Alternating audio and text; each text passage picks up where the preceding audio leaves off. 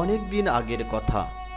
একদিন শিয়াল পণ্ডিত দেখে এক কাঠুরিয়া বনের মাঝে বসে কাঁদছে আর মাথায় হাত দিয়ে মাথা চাপড়াচ্ছে। আমার কি হয়ে গেল, আমি এখন কি করে? কাঠুরিয়া ভাই, এই জঙ্গলের মাঝখানে বসে এভাবে কাঁদছো কেন? কি হয়েছে তোমার? কি আর বলবো ভাই, আমার ছেলেটার হয়েছে মরণ জ্বর। কবিরাজ মশাই বলেছে এই অসুখের মাত্র একটা ওষুধই আছে।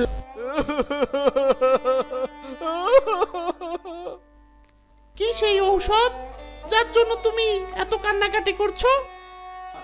আমি বলতে পারবো না ভাই, এই ওষুধ আমার ধরা ছোঁয়ার বাইরে।